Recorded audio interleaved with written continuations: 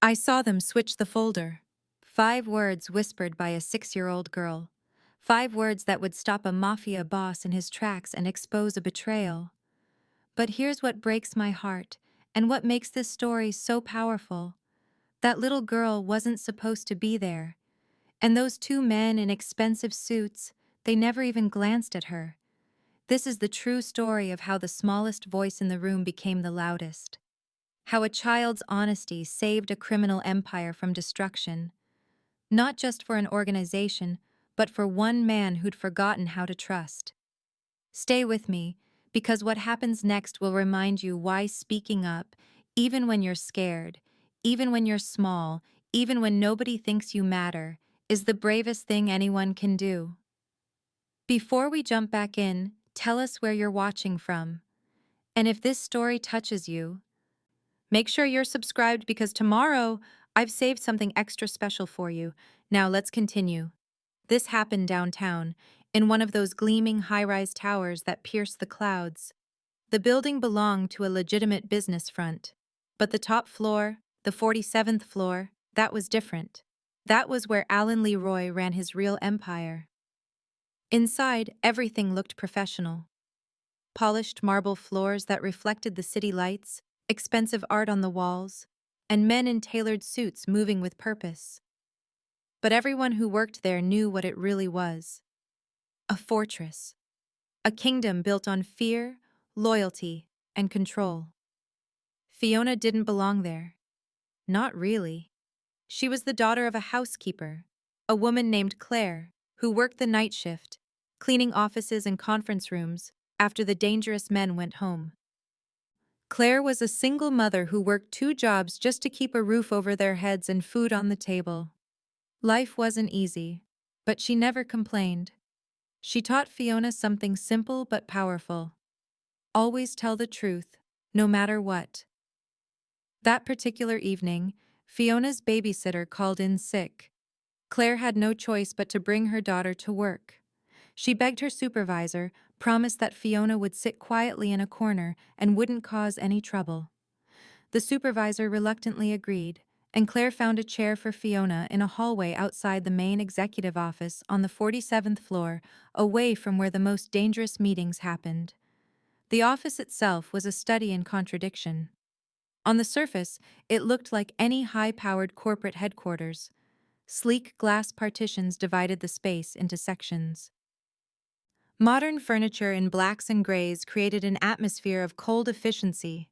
Massive windows overlooked the sprawling city below, the lights beginning to twinkle as evening approached.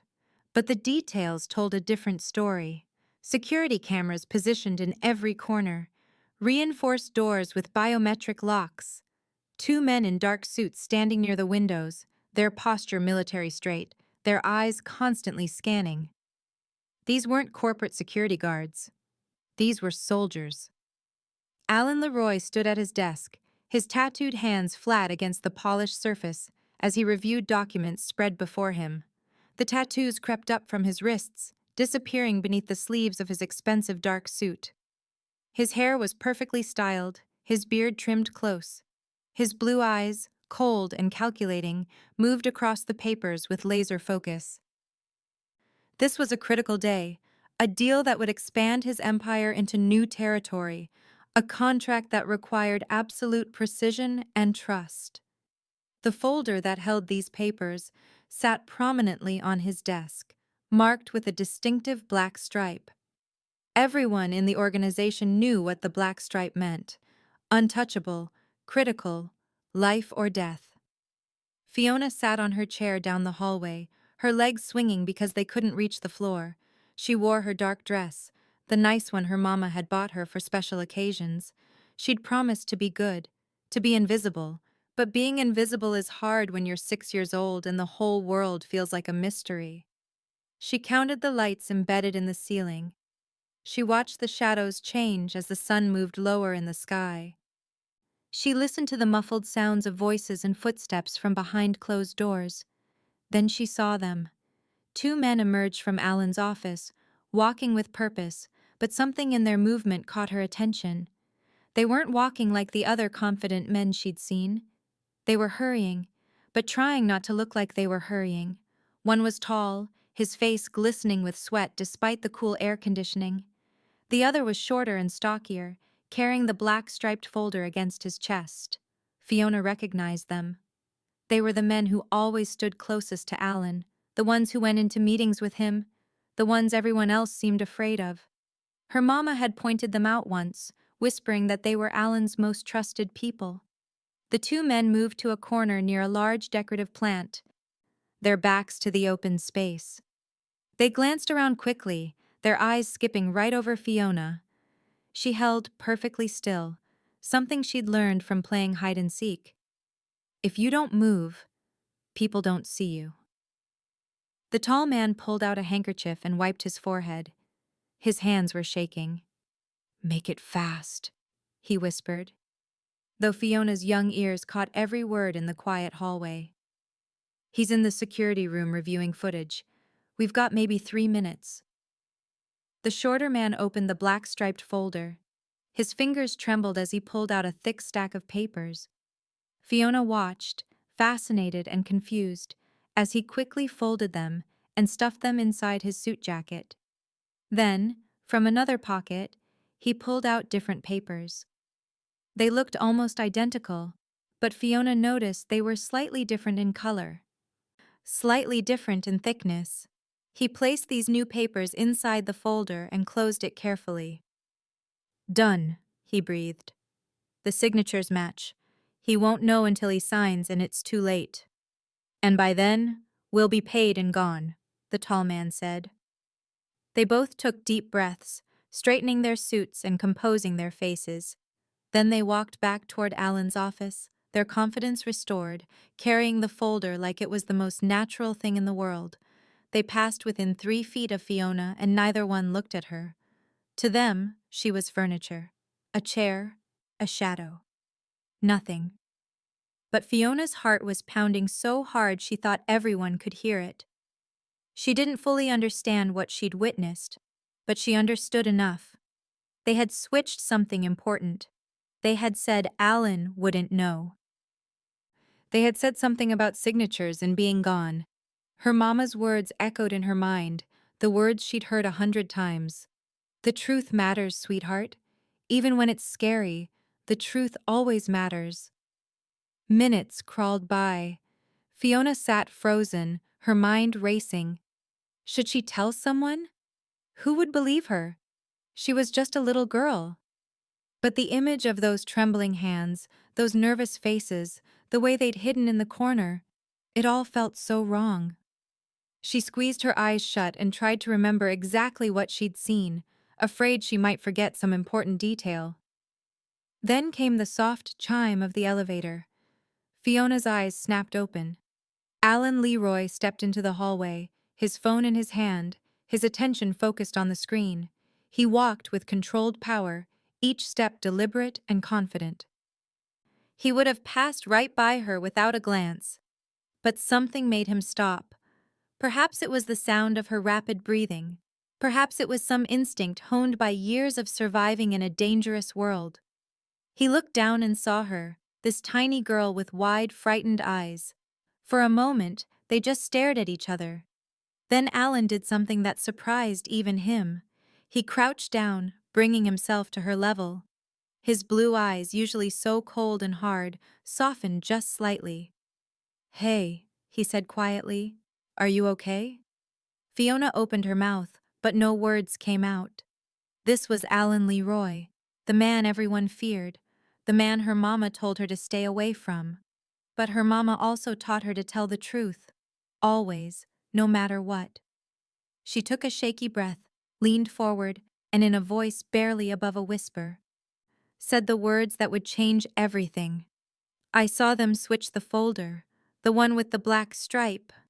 They said you'd never know." Alan Leroy froze. His entire body went rigid. And in that single moment, as a child's truth hung in the air between them, everything began to change. "I saw them switch the folder, the one with the black stripe. They said you'd never know." Alan Leroy froze. His entire body went rigid.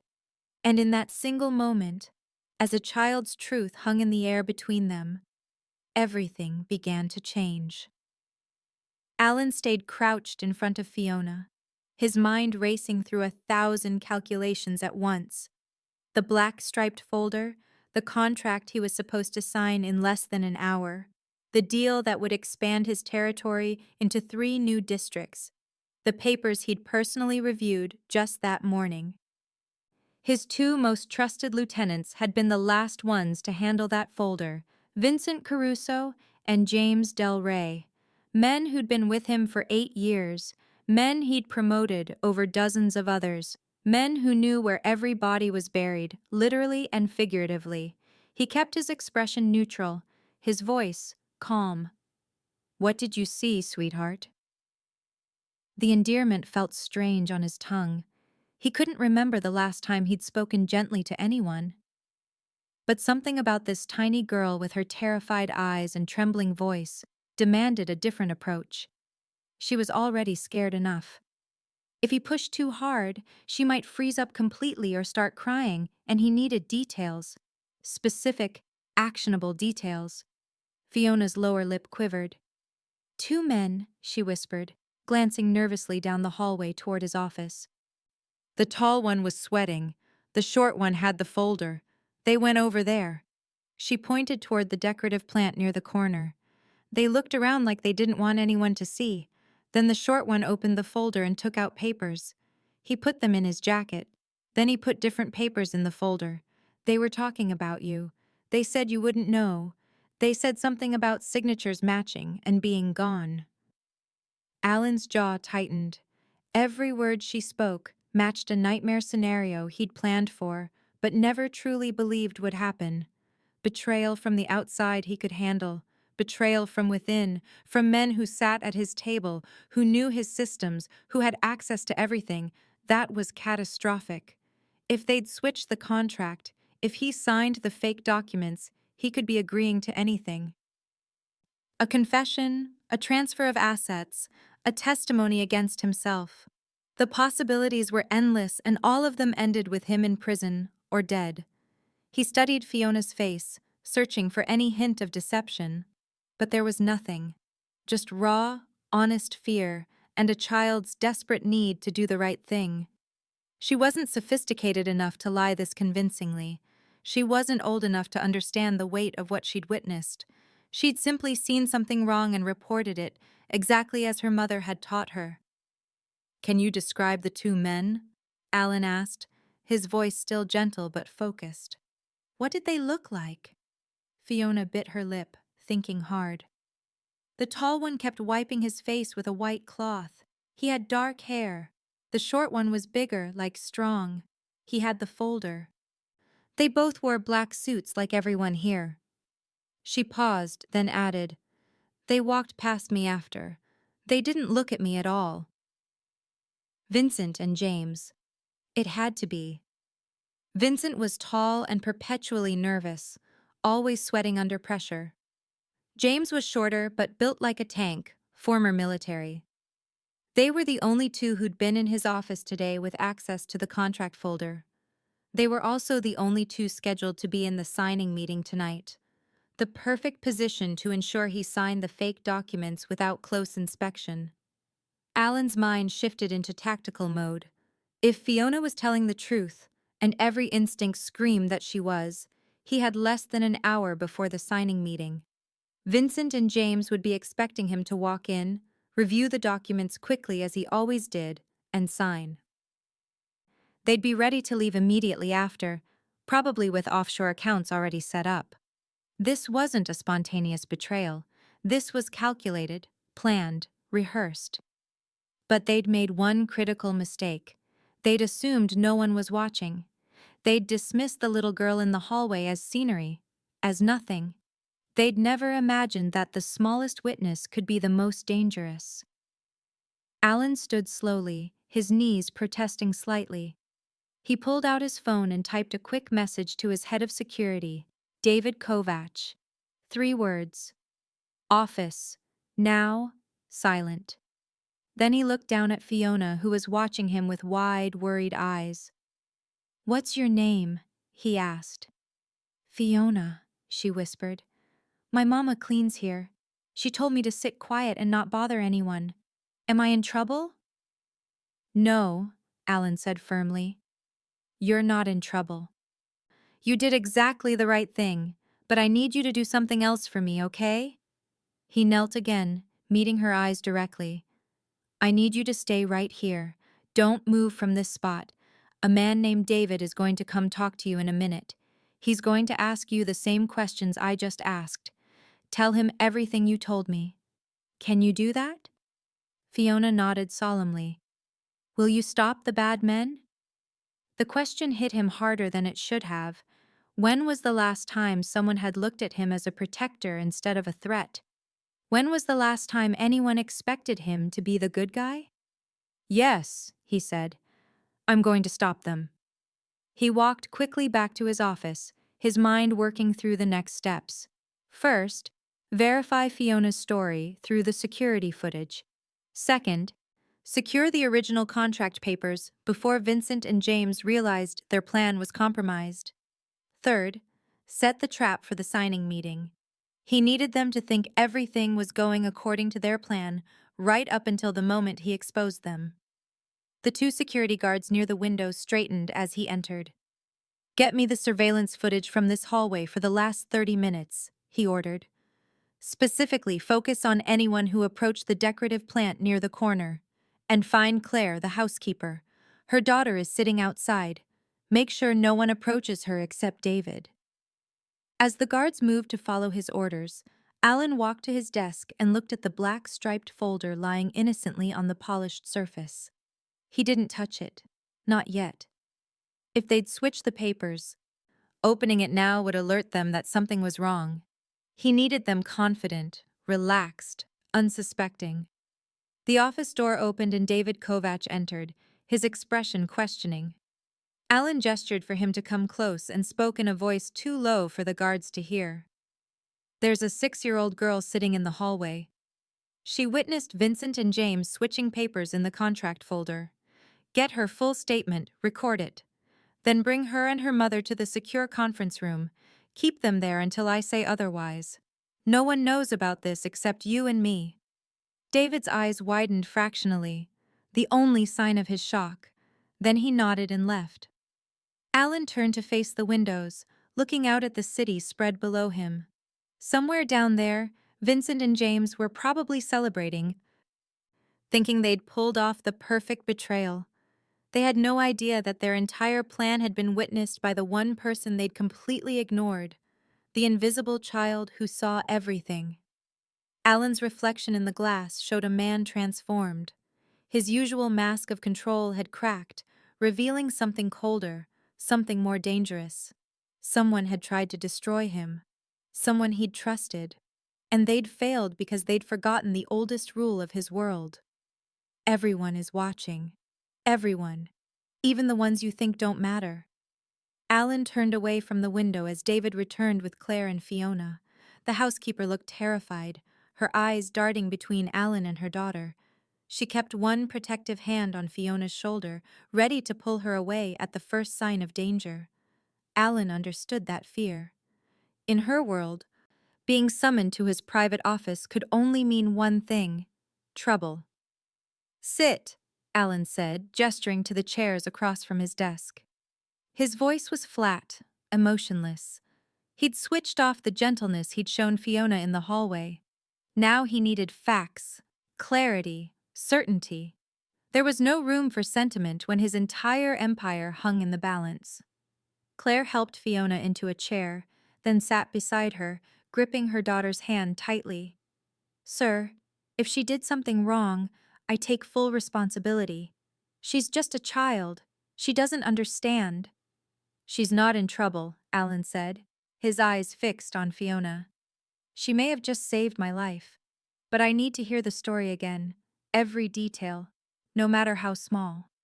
He leaned forward, his tattooed hands clasped on the desk. Fiona, tell me exactly what you saw. Start from the beginning. Fiona looked at her mother, who nodded encouragingly despite her obvious confusion. The little girl took a breath and began. I was sitting in the hallway like Mama said. I was being good. Then two men came out of your office. They were walking fast, but trying not to look like they were walking fast. The tall one was sweating a lot. The short one was carrying a folder with a black stripe on it. What did they do? Alan's voice was clinical, like a detective taking a statement. They went to the corner by the big plant. They looked around, but they didn't see me. The tall one said something about you being in the security room and having 3 minutes. Then the short one opened the folder and took out papers. White papers. He folded them and put them in his jacket. Then he took out different papers from his pocket. They looked almost the same, but not exactly.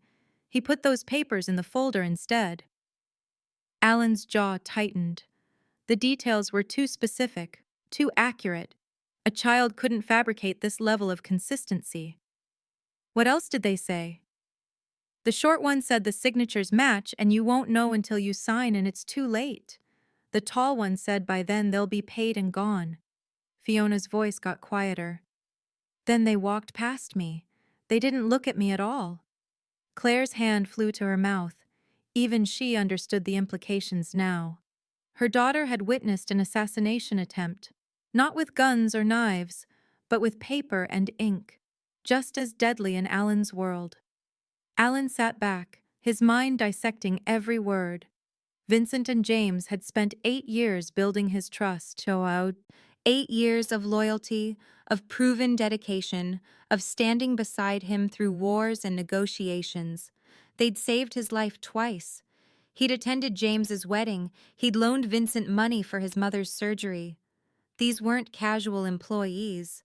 They were family, or as close to family as men in his business ever got. But the child's story was too detailed, too specific. She'd mentioned the security room, which meant the men knew his schedule. She'd mentioned signatures matching, which meant they'd forged documents. She'd mentioned being paid and leaving, which meant this wasn't just betrayal. It was an exit plan. They were selling him out to someone, probably the Santoro family who'd been circling his territory for months and disappearing with enough money to vanish forever. The internal war played out behind Alan's expressionless face. Trust versus evidence. History versus instinct. The men who'd stood beside him for years versus the word of a 6-year-old child he'd met 10 minutes ago. Every logical part of his brain screamed that Vincent and James were solid, that this had to be a misunderstanding, that perhaps Fiona had seen something innocent and misinterpreted it. But his gut, the same gut that had kept him alive through 2 decades in this business, told him differently. That gut had saved him from ambushes, from poisoned drinks, from cops and rivals and traitors before. And that gut was screaming that Fiona was telling the truth.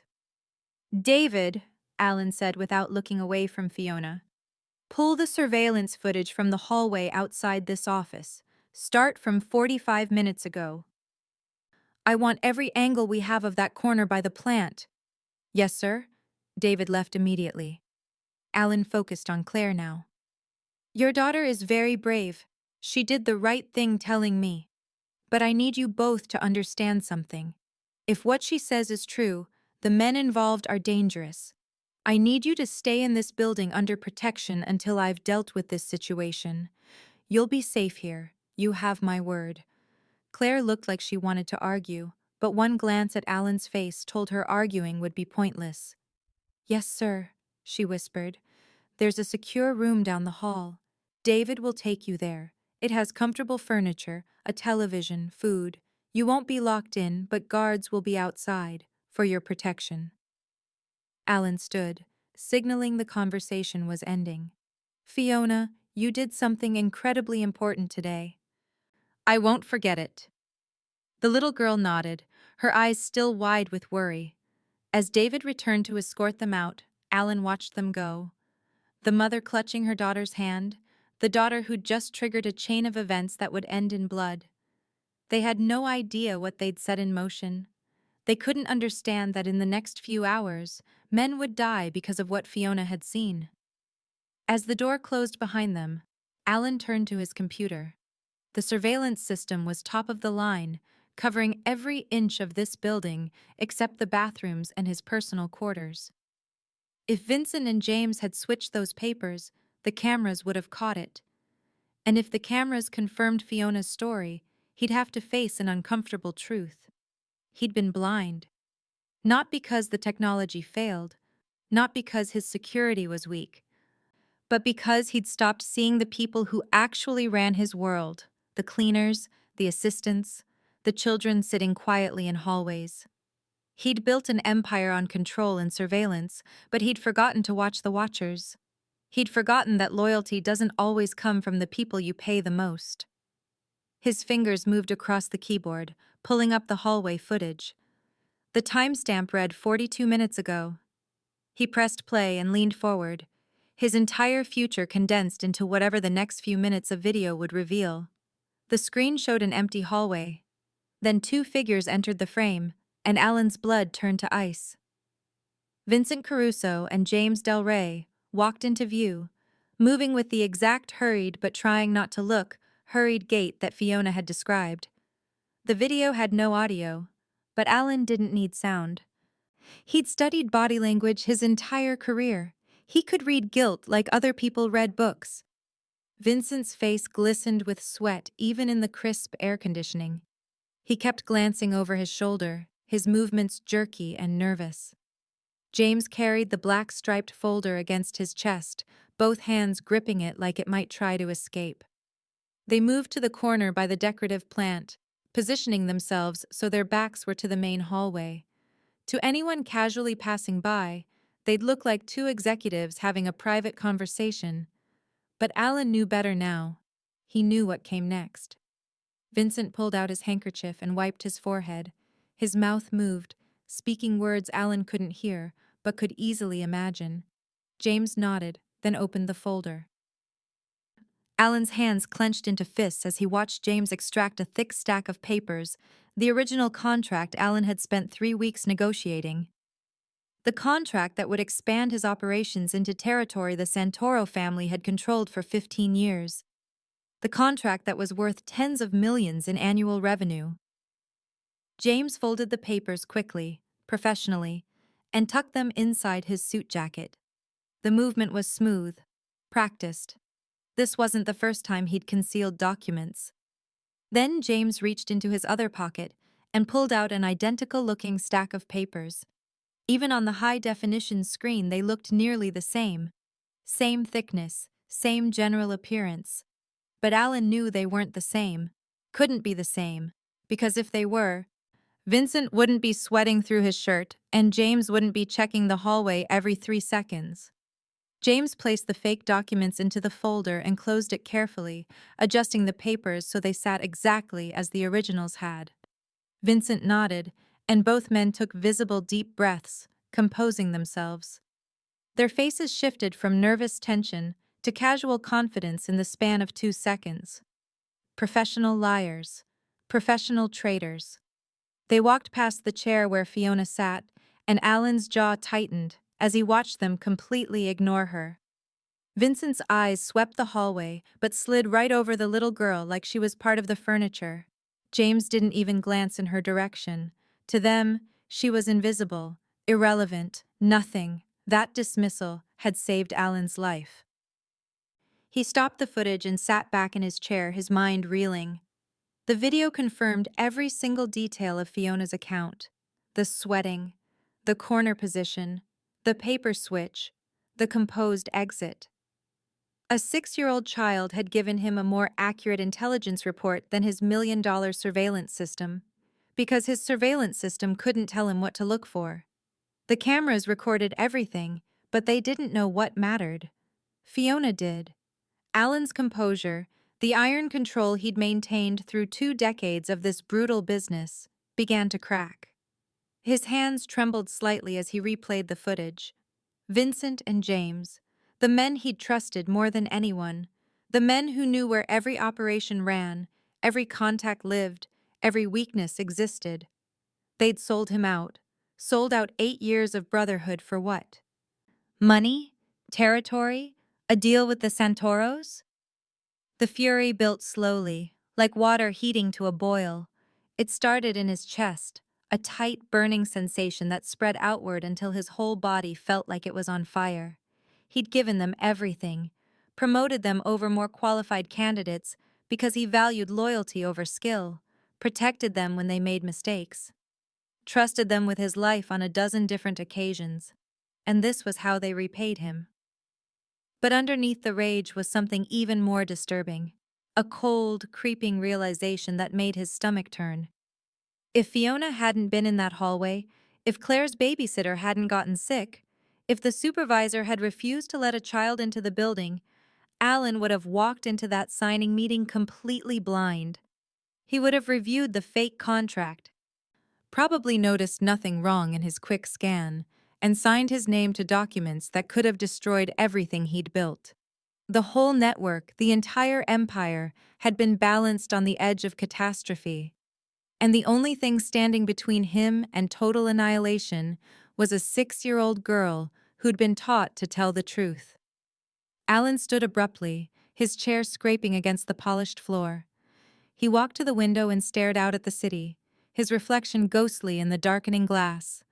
He'd spent years building systems, installing cameras, hiring the best security money could buy, creating layers of protection that should have been impenetrable. But all that technology, all that planning, all that paranoid preparation had missed the most basic thing: the human element. The invisible people who moved through his world every day, the cleaners and assistants and children sitting quietly in hallways. He'd become so focused on watching for enemies outside his organization that he'd stopped watching the people inside it. So arrogant in his belief that loyalty could be bought and maintained that he'd missed the signs of betrayal from his closest allies. Vincent's increased nervousness over the past month. James's new watch, the expensive one that cost more than his salary should allow. The private phone calls that ended when Alan entered the room. All the little warning signs that Alan had dismissed because he'd trusted them. Trust. The word tasted bitter now. Alan had built his empire on fear and control precisely because trust was dangerous. Trust made you vulnerable. Trust made you blind. And he'd let himself trust anyway, and it had nearly killed him. He pulled out his phone and sent a message to David. Footage confirms everything. Prepare the conference room for tonight's meeting. Standard setup, but add recording equipment. I want audio and video of everything that happens. He paused, then added, and increase security around Claire and Fiona. No one gets near them. No one. Alan looked down at the black striped folder still sitting on his desk. Inside were lies designed to destroy him. But now he knew the truth. And truth was a weapon he knew exactly how to use. Vincent and James thought they were hours away from their payday and their escape. They had no idea that their perfect plan had been witnessed, recorded, and turned into their own death warrant. Alan checked his watch. 6:45. The signing meeting was scheduled for 7:30. That gave him 45 minutes to set the trap perfectly. He couldn't rush this. Couldn't let his anger show. Vincent and James were experienced operators. They'd smell desperation or rage from a mile away. He needed to be exactly what they expected. Calm, focused, ready to expand his empire with the contract they thought would destroy him. He picked up his phone and called Vincent's cell.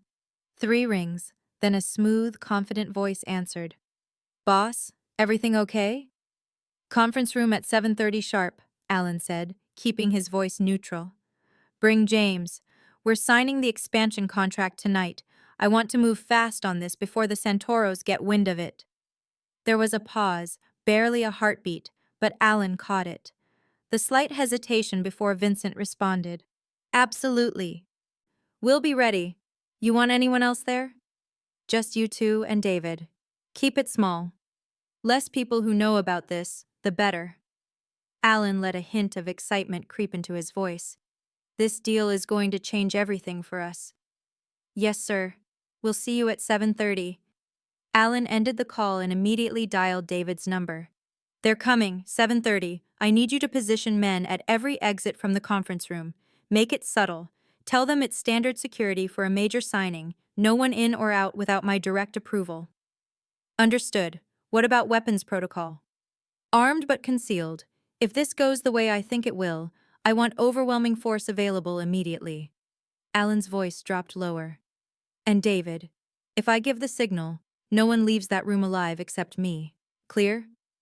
Crystal clear. Sir. Alan hung up and walked to his private bathroom. He stared at his reflection in the mirror, studying the face he'd present to Vincent and James. He needed to look excited, but controlled. Confident, but not suspicious. The same face he wore for every major deal. He splashed cold water on his face, dried it carefully, and straightened his tie. Every detail mattered. Every micro-expression would be analyzed by two men who knew him well enough to spot a lie. The next 40 minutes crawled by like hours. Alan reviewed the fake documents he'd never actually read, memorizing key phrases and terms so he could reference them naturally during the meeting. He made notes in the margins like he always did. He even called his attorney to confirm some minor legal language, keeping up the appearance that everything was proceeding normally. At 7:25, he gathered the black striped folder and walked to the conference room. The space was exactly as he'd requested. A long polished table dominated the center, surrounded by leather chairs. Cameras disguised as smoke detectors covered every angle. Recording equipment hidden in the walls would capture every word, every breath. David stood by the door, his face impassive. "They're in the lobby," David said quietly. "Should be up in 2 minutes." "Good. Once they're inside, lock the building down. No one comes to this floor without my authorization." Alan sat at the head of the table and placed the black striped folder in front of him. He arranged 3 pens beside it, expensive ones he reserved for major contracts. He poured himself a glass of water from the pitcher on the table, taking a slow sip. Everything had to look routine, normal, expected. The door opened and Vincent walked in, followed by James. Both wore dark suits, freshly pressed. Both smiled, their faces showing nothing but professional excitement. If Alan hadn't watched the surveillance footage, hadn't heard Fiona's testimony, he might have believed those smiles were genuine. "Gentlemen," Alan said, gesturing to the chairs across from him. "Have a seat. Tonight we make history." Vincent and James settled into their chairs, and Alan watched their eyes go immediately to the black striped folder. Vincent's smile widened slightly. James shifted his weight, a barely perceptible adjustment that might have been excitement or might have been anticipation of their escape. "I've reviewed everything 3 times," Alan said, tapping the folder. "The terms are solid. The territory transfers to us within 30 days of signing. The Santoros don't even know we're moving into their space until the ink is dry and the legal paperwork is filed." "It's a brilliant move," Vincent said, leaning forward. "You've been planning this for months. It's finally happening." Alan opened the folder slowly, making a show of scanning the first page. His eyes moved over the text, and he immediately spotted the differences from the original contract. The language was similar, but not identical. Clauses that should have protected his interests were subtly altered to expose him instead. Signatures that looked like his attorney's were skillfully forged but not quite perfect. Anyone doing a careful read would catch the discrepancies immediately. But Alan didn't let his expression change. He nodded as if satisfied and flipped to the second page, then the third. Vincent and James watched him with the intensity of predators watching prey. Alan could feel their tension, could sense them waiting for him to reach for the pen and sign away his empire. "Before we finalize this," Alan said casually, "I want to make sure we're all on the same page about what happens after. Vincent, you're taking point on the ground operations in the new territory.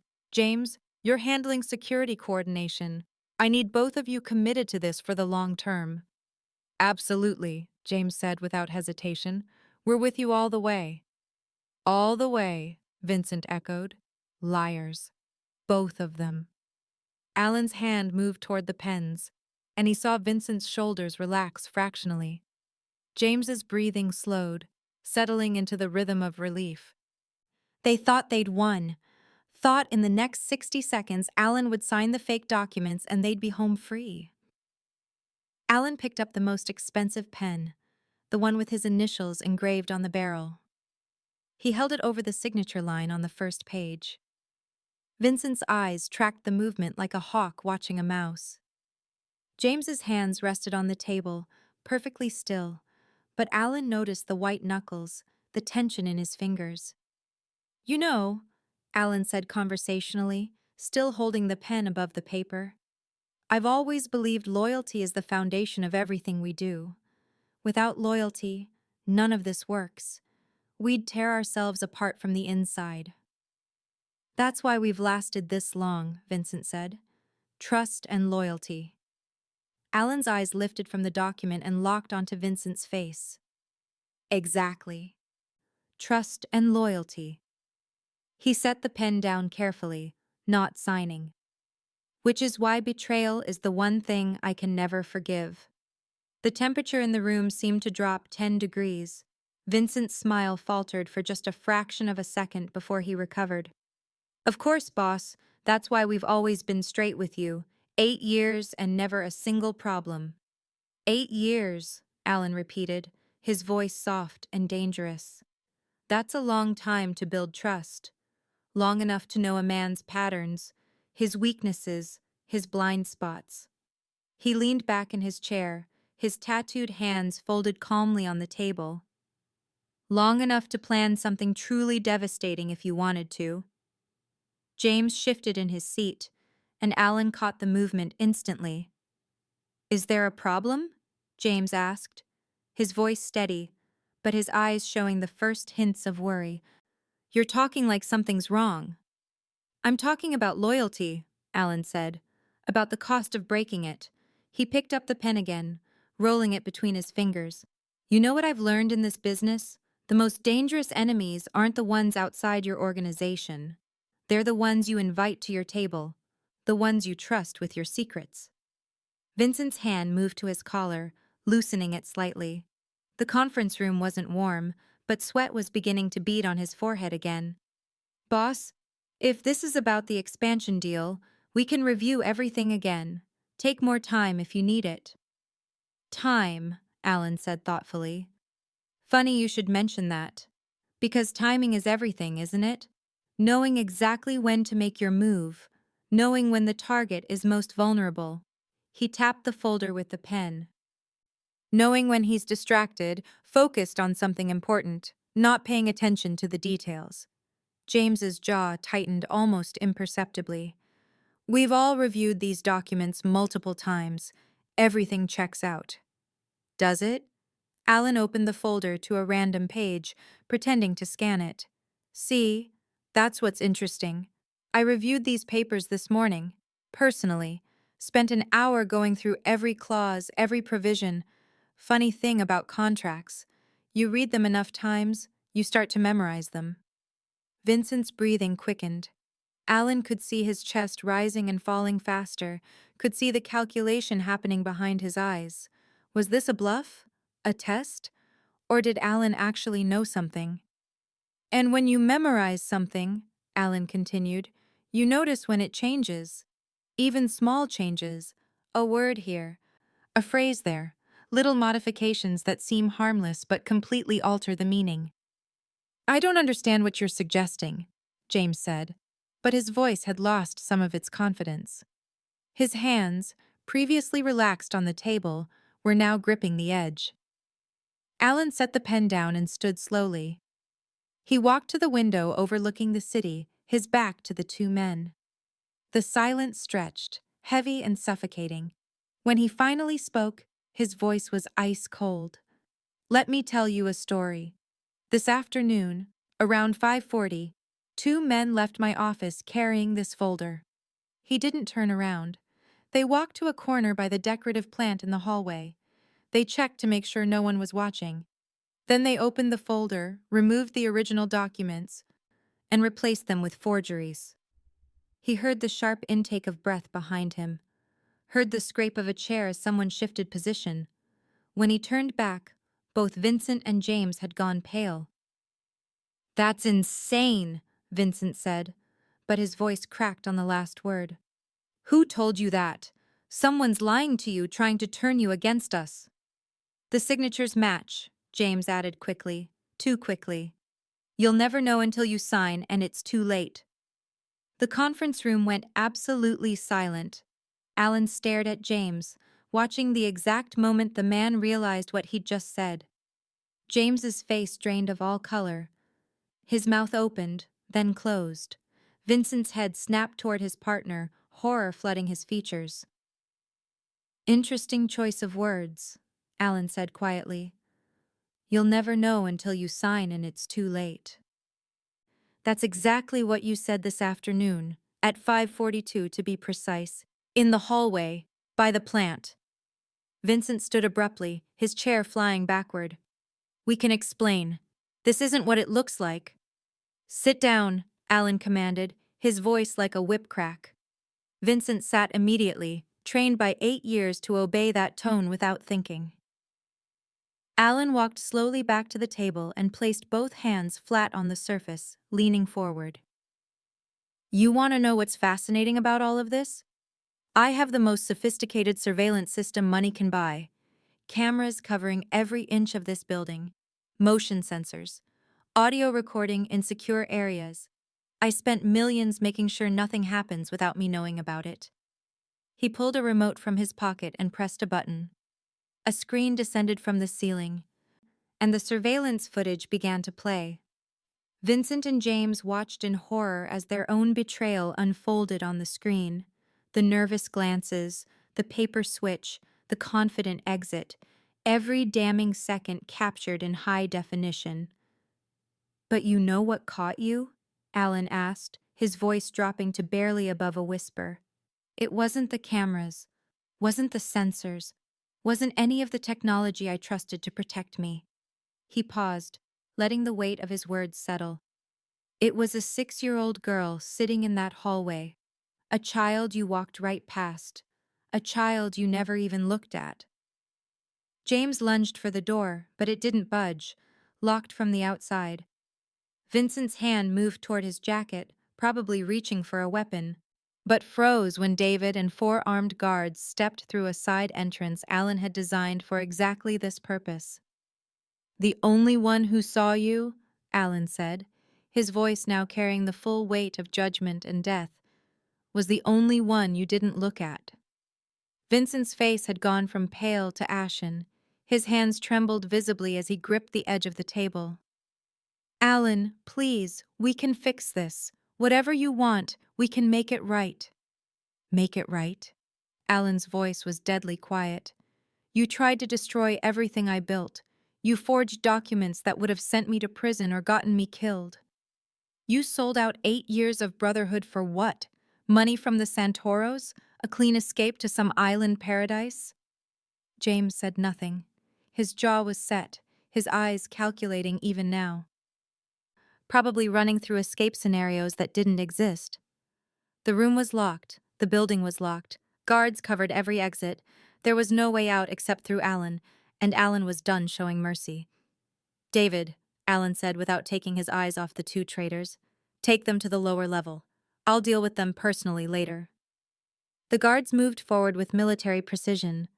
Vincent started to speak, started to beg, but David cut him off with a sharp gesture. James went quietly, his face a mask of resignation. He'd been in this business long enough to know what happened next. Vincent continued pleading as they dragged him toward the door, his voice getting higher and more desperate. 8 years, Alan. Doesn't that count for anything? We saved your life. We stood by you. Alan finally looked at him directly. That's exactly why this is unforgivable. If you were just another soldier, this would be business. But you were family, and you spit on that. He nodded to David. Get them out of my sight. The door closed behind them, the sound of Vincent's protests fading as they moved down the hallway. Alan stood alone in the conference room, the silence pressing in from all sides. The black-striped folder still sat on the table, innocent-looking despite the poison it contained. He picked it up and walked to the window, staring out at the city lights that sparkled like stars fallen to earth. The betrayal cut deeper than he'd expected. He'd spent 2 decades building walls around himself, trusting no one, believing loyalty could only be bought with fear and money. Then he'd made an exception for Vincent and James. He'd let them in, let them see his vulnerabilities, let them become part of something bigger than just employment. And they'd used all of it against him. But underneath the pain was something else. Something that felt almost like gratitude, though the word seemed foreign in his vocabulary. A 6-year-old girl had saved him, not his $1 million security system, not his trained guards, not his careful planning or his paranoid preparations. A child sitting quietly in a hallway because her babysitter got sick. The universe had saved him through the most unlikely messenger possible. Fiona. The invisible witness who saw everything. She'd had no reason to speak up. Every survival instinct should have told her to stay quiet, to forget what she saw, to not get involved in the dangerous world of adults. But she'd told the truth anyway because her mother had taught her that truth mattered, even when it was scary, even when the person you were telling was one of the most feared men in the city. Alan thought about his high-tech surveillance cameras that had recorded the betrayal but couldn't tell him it mattered. Thought about his armed guards who stood watch but never noticed the paper switch happening 20 feet away. Thought about all the systems he'd built to protect himself, and how none of them had been as effective as one honest child. The realization settled over him like a weight. He'd been blind, not just to Vincent and James's betrayal, but to the whole architecture of his world. He'd focused so hard on watching his enemies that he'd stopped seeing the people who actually kept his empire running. The cleaners who emptied his trash and might see sensitive documents, the maintenance workers who fixed his surveillance cameras and could sabotage them, the assistants who scheduled his meetings and knew his patterns. All the invisible people he'd trained himself not to notice. Fiona had been invisible too. Sitting in her chair, swinging her legs, trying to be good for her mama. And that invisibility had saved his life because the traitors had the same blind spot he did. They'd looked right past her, dismissing her as irrelevant.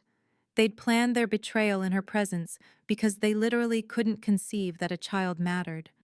But she did matter. More than all his expensive technology, more than his trained security, more than anything else in his carefully constructed fortress. She'd seen the truth and spoken it. And that simple act of honesty had prevented a catastrophe. Alan pulled out his phone and called David. "Is the situation downstairs handled?" He didn't need details, didn't want them. Some things were better left unspoken. "Contained and awaiting your orders, sir." "Good. I'll deal with it tomorrow. Right now, I need you to bring Claire and Fiona back to my office. Tell them they're not in trouble. Tell them I want to thank them properly." "Yes, sir. Should I bring them now?" "Immediately." Alan ended the call and returned to his office. He sat at his desk, the same desk where the black striped folder had sat innocently this morning when he'd reviewed what he thought was the real contract. The desk where he'd made decisions that affected hundreds of lives. The desk where he'd built an empire on fear and control. But tonight, that empire had been saved by kindness, by a mother who taught her daughter to tell the truth, by a daughter brave enough to whisper that truth to a dangerous stranger. The irony wasn't lost on him. All his power, all his money, all his carefully cultivated fear had been worthless compared to a 6-year-old's honesty. The office door opened and David escorted Claire and Fiona inside. Claire looked terrified, her hand gripping her daughter's tightly. Fiona looked worried, but also curious, her young mind probably struggling to understand what was happening. Alan stood, and for the second time that day, he did something he almost never did. He smiled. It wasn't the cold, calculated expression he used in negotiations or the threatening grin that preceded violence. This was something softer, something he hadn't felt his face do in years. Something almost genuine. Claire's grip on Fiona's hand tightened, clearly unsure what this meant. In her world, powerful men smiling rarely led to good things. "Please, sit," Alan said, gesturing to the chairs across from his desk. His voice had lost the edge it carried with Vincent and James. "Both of you. You're safe here. You have my word." Claire hesitated, then guided Fiona to a chair and sat beside her. Her body language screamed wariness, ready to grab her daughter and run at the first sign of danger. Alan understood. He'd built his reputation on being dangerous. People didn't relax around him. They calculated survival strategies. Claire, Alan began, using her first name deliberately to make this more personal, less formal. Your daughter did something today that I'm not sure I can properly thank her for. She saved my life. Saved my entire organization. And she did it by being honest when honesty was the hardest and bravest choice she could make. Claire blinked, confusion crossing her face.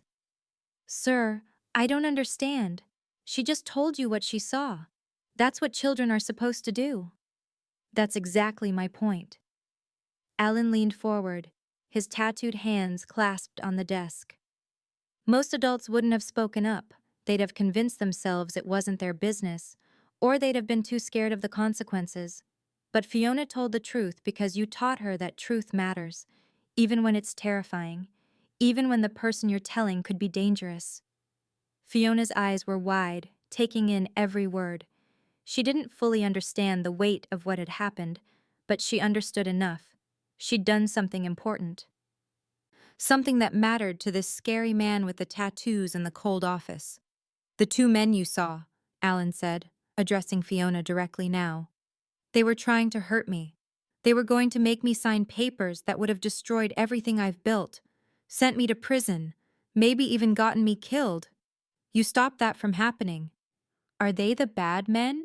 Fiona asked quietly. The ones you were going to stop? Yes, they were the bad men, and they're stopped now because of you. Alan paused, choosing his next words carefully. Fiona, do you understand what you did? You saw something wrong and you told the truth about it, even though you were scared. That's what real courage looks like. Claire's eyes filled with tears. She pulled Fiona closer, her voice thick with emotion. Baby, you could have been hurt. If those men had known you saw them, they might have— They didn't see her, Alan interrupted gently. That's the incredible part. They looked right past her. They thought she was invisible. They made the same mistake I've been making for years.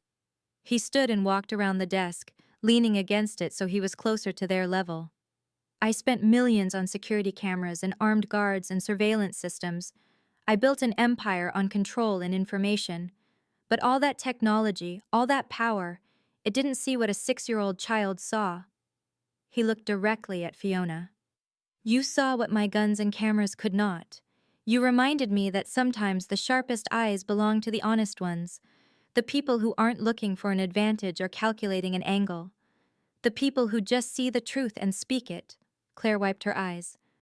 What happens now? Should we leave? Find somewhere else to work? No. Alan's voice was firm. You're not going anywhere unless you want to. But I can't let you go back to cleaning floors on the night shift. Not after what your daughter did for me. That wouldn't be right.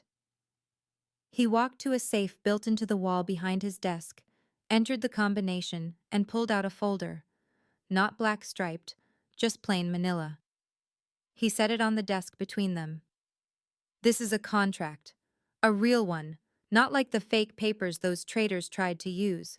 It offers you a position as residential manager for one of my properties, good salary, full benefits, health care, a safe apartment in a secure building where Fiona can grow up without worry. Claire's mouth opened, but no sound came out. She stared at the folder like it might vanish if she blinked. There's more, Alan continued. A trust fund for Fiona's education, college, graduate school if she wants it. Whatever she needs to become, whoever she wants to be. He paused. This isn't charity. This is payment for a debt I can never truly repay. Your daughter saved hundreds of lives today, prevented a war between organizations, protected families whose fathers and mothers work for me. That kind of loyalty, that kind of honesty, it's worth more than money can measure. I don't know what to say, Claire whispered. Say yes. Say you'll accept this new life. Say you'll let me give Fiona the opportunities she deserves. Alan's voice softened. I'm not a good man, Claire. I've done things that would horrify you. But I pay my debts. Always. And I protect the people who protect me. He reached into his desk drawer and pulled out a small velvet box. Inside was a silver key on a delicate chain. Not a real key, a symbolic one, beautifully crafted with intricate designs. He knelt down in front of Fiona, holding the box open so she could see. "This is for you," he said. "It's a special key. It means you're under my protection. It means you're part of something important. Keep it safe, and if you ever need help, ever need anything, you show this to anyone who works for me, and they'll know you're family." Fiona reached out with small, careful fingers and touched the key. "It's beautiful." "You're brave, Fiona. Braver than most soldiers I know. This key is to remind you that bravery comes in all sizes, that speaking the truth, even when you're scared, even when you're the smallest person in the room, can change everything." He fastened the chain around her neck. The key rested against her dark dress, catching the light from the desk lamp. Claire was crying openly now, pulling her daughter close, whispering thank yous that Alan waved away. "Thank me by living well," he said, "by raising your daughter to stay honest, to keep seeing the truth when others look away." 2 weeks later, Claire and Fiona stood in the doorway of their new apartment, and for the first time in years, Claire felt something she'd almost forgotten. Hope. The apartment wasn't just bigger than their old place. It was a different world entirely. 3 bedrooms with actual space to breathe, windows that looked out over a quiet street lined with trees instead of dumpsters and broken streetlights. A kitchen with appliances that worked, a bathroom where the water ran hot and clear. Fiona ran from room to room, her excited footsteps echoing on the hardwood floors. "Mama, look! I have my own room, and there's a bookshelf!" The bookshelf was already filled.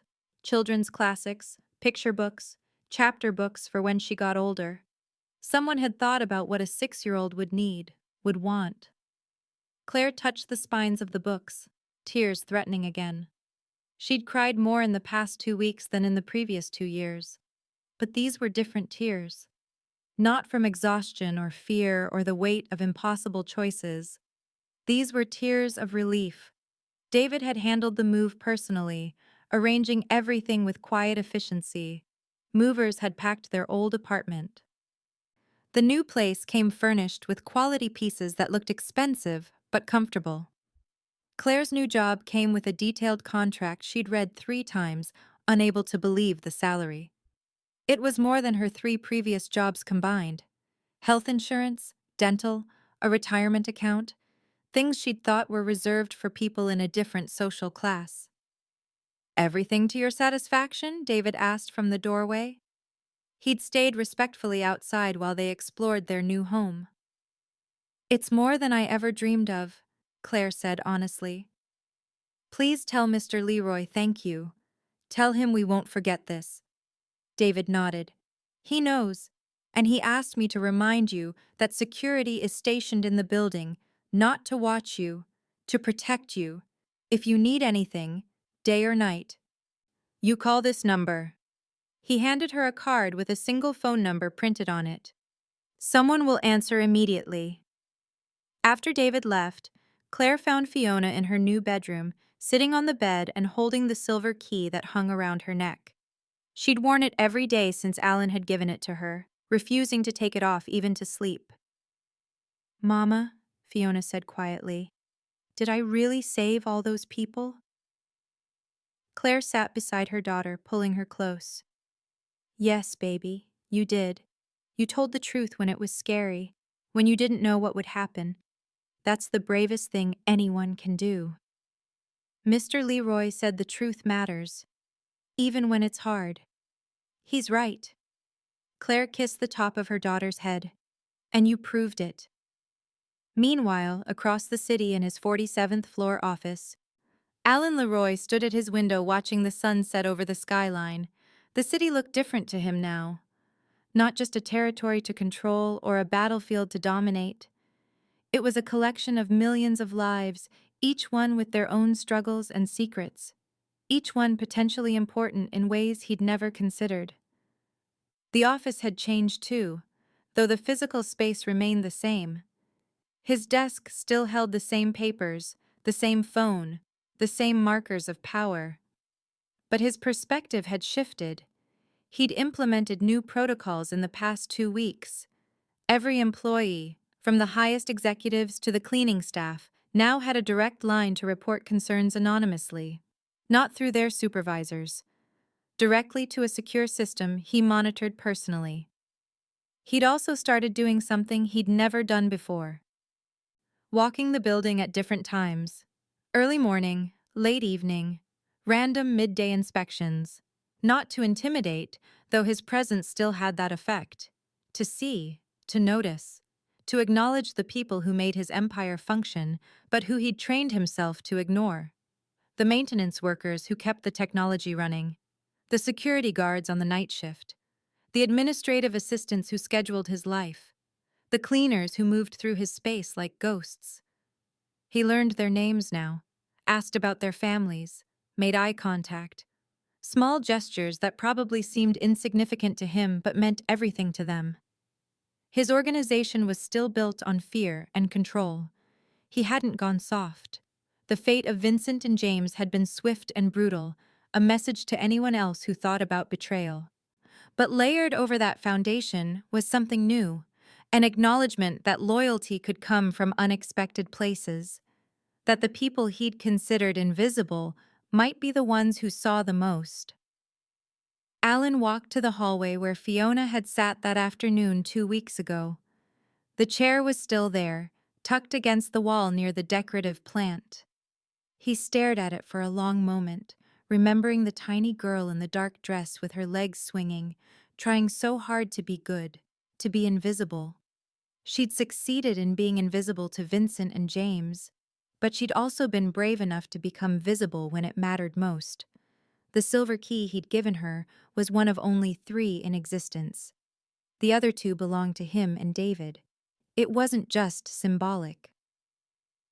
It was a real key to a secure location where important documents and resources were stored.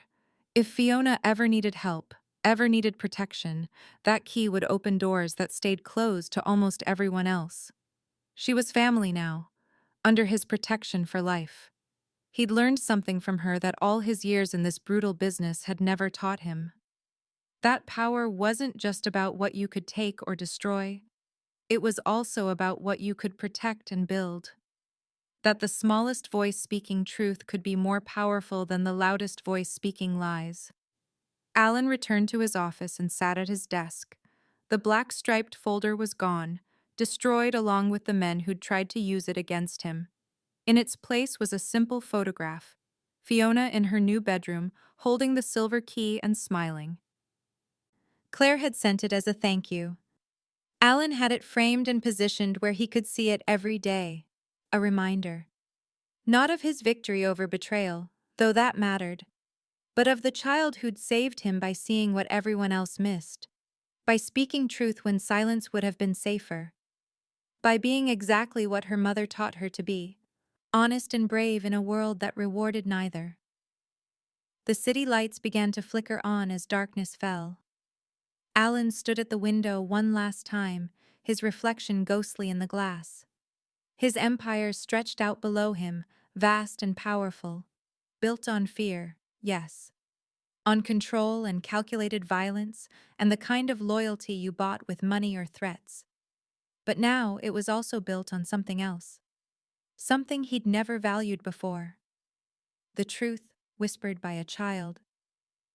The reminder that sometimes the people who matter most are the ones you train yourself not to see.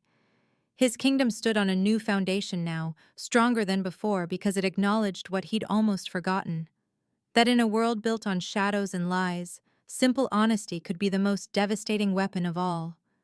Thank you for staying with me until the very end of this incredible journey. If this story touched your heart, wait until you see what's coming next. It's even more powerful and inspiring than you can imagine. So don't go anywhere. Click on that video showing on your screen right now to dive into another amazing story that will absolutely blow your mind. Trust me, you won't regret it.